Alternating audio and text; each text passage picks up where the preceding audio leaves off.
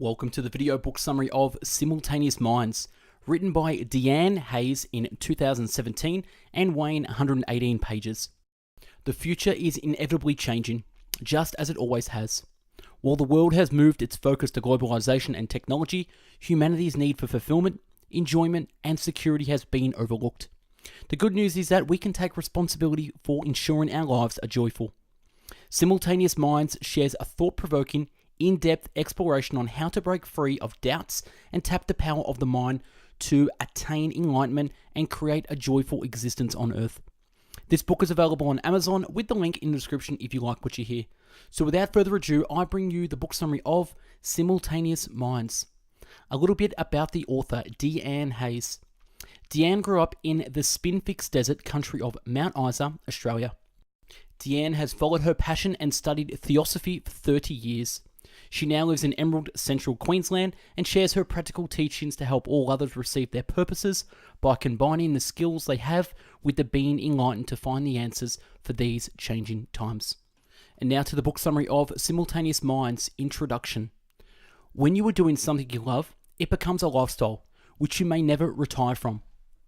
The inner system of enlightenment has always been closer in our daily lives than what most people realize. Sometimes we say the exact answer to our own questions. We speak with a poor expression of what we are really trying to understand. Being mindful of your thoughts and how they make you feel can be a tedious life practice until you get a glimpse of your true self. This is when freedom from mind enters your life. The mind you use to try to see your true self does not recognize if it has never seen. Once you stop looking within, and you realize you're the one doing the looking to recognize yourself, the mind will understand. Whatever image you pray or wish upon is yourself. Imagining who you think has power greater than yourself. When the mind is looking above, it is looking straight at you. You are the only one who creates all images in the mind. Part 1. You are living within your mind, and from your mind you live. Chapter 1. The subconscious become our loyal friend. The day we understand the purpose of our mind, we seek less guidance from other people and grow more confident to ask of the true self. The rational mind's understanding has only what it is trained to think. Our physical identification with the body and our surroundings are illusory barriers we are breaking through. There are no fences between the physical, the subconscious, and the higher mind. They are all intermingled, flowing non-stop. The answers for your own best outcome to any question will flow in once you realize you are not your physical mind. You are the one who sees that the physical mind has limitations. The answers are always flowing in from beyond the physical mind, but remember, beyond the physical, all takes place on a non-physical form. When we spend our lives identifying only with the physical part of the mind, we miss out on the valuable guidance that comes from our subconscious and the higher mind. Identify yourself as the watcher over the mind. Mostly all our thoughts are a continually flowing motion, and the segmented nature is hidden from our awareness. The subconscious mind is our loyal friend, well trained in all our repetitive actions. Everything we do without even thinking, such as walking and swimming or even playing a guitar, is all done on autopilot. The substance that this world is made of is never spoken of other than as energy. And all is energy in both worlds, and both worlds need to be seen as truth. Chapter 2. The magnitude of the greater mind can be proven only to yourself. The greater mind is the suggestion of the expansion and infinity, otherwise referred to as the higher consciousness. This also gives the suggestion of a higher, finer frequency. To give a picture of the magnitude of this great mind, it is best described as perfect, complete, and absolute. These words all have the same meaning. We receive from the greater mind all our inspirational ideas, intuition, and guidance. There are no polarities in this greater mind. It is formed completely and absolutely perfect.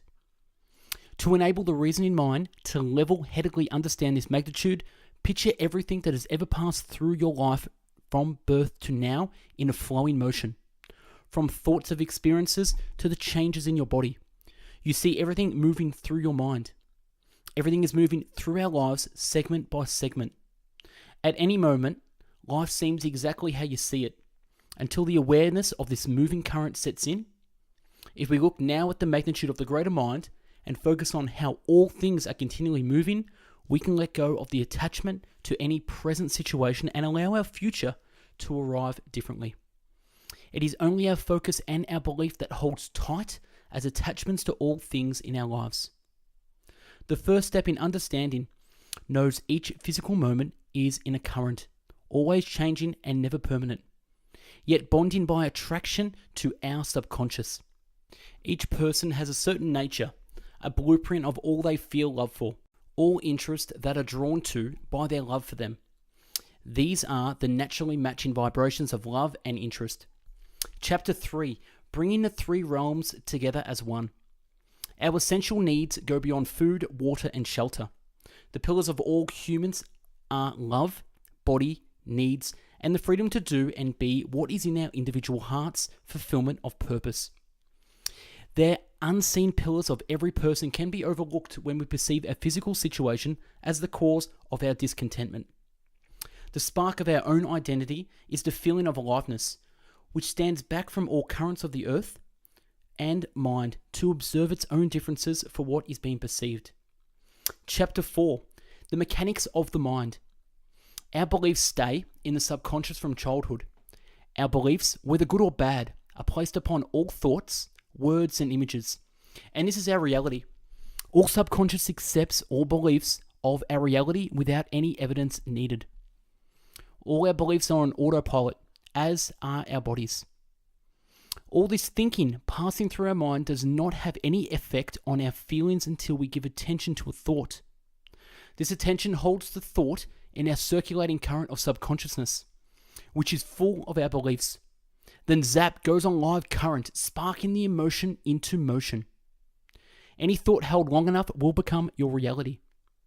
Part 2. Self-forgiveness is enlightenment. Chapter 5. Our personal visions.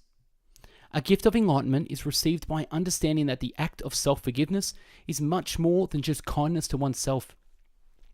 The most powerful belief you can place upon the subconscious mind is forgiveness for yourself for all misleading beliefs of doubts and fears, especially towards oneself. Our doubts hold us back from reading our dreams. Our doubts stop all incoming ideas and intuition required to reach our dreams. Doubt is the opposite of belief, and we need to believe in ourselves to reach our goals or dreams. Bring into your mind what you would love to be doing with your life. Combining what you love with the energy of inspiration is what sets in motion all changing elements. Each person's purpose in this life is what he or she loves and all interests that are dear to his or her heart.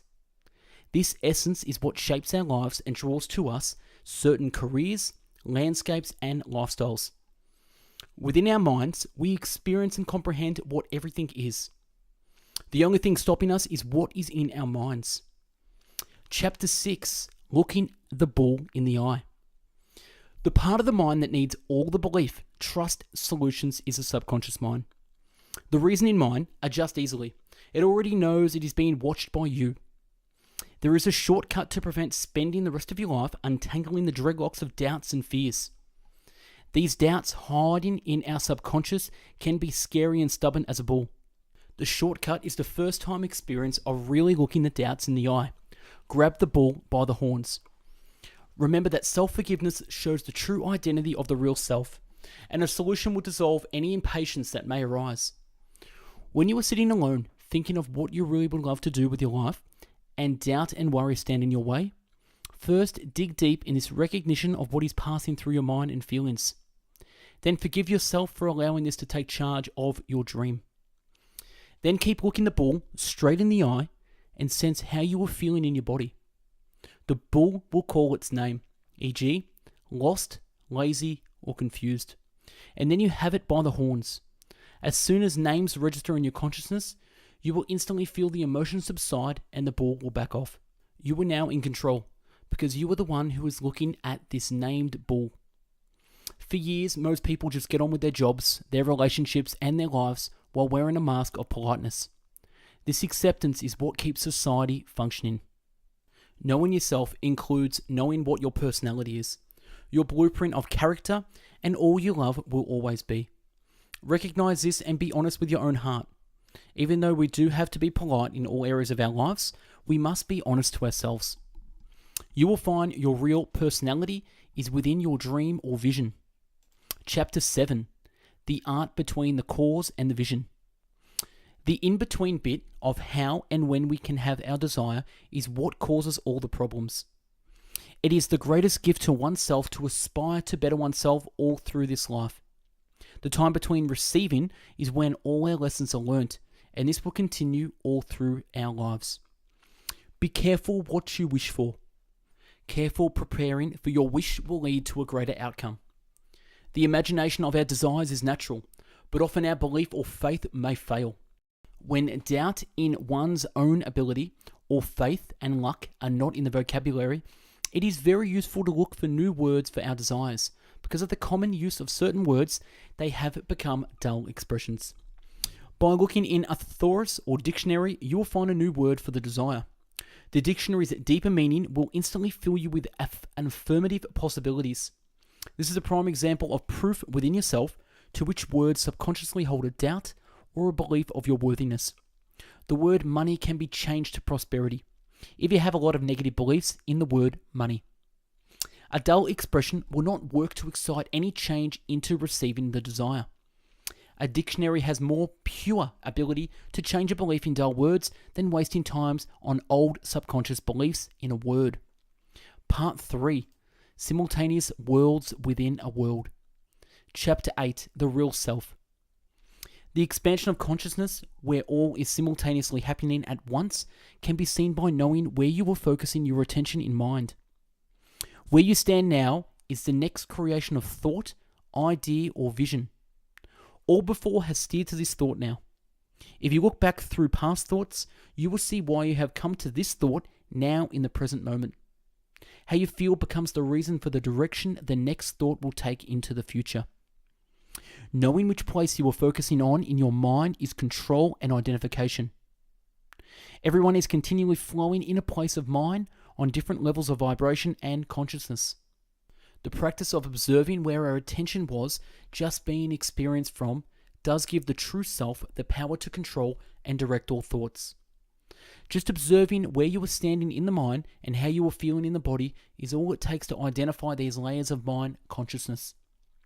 The reality is that assumptions are only an imagined illusion. Unless we're fully aware of our mind creating all thoughts, these illusions become beliefs. In knowing one's true self, the invisible world of mind becomes reality and the physical world becomes a painting we admire. Life itself is a creation, and we are being entertained. The moving mind and the changing physical world are both creating simultaneously. Our bodies are used to express ourselves and communicate.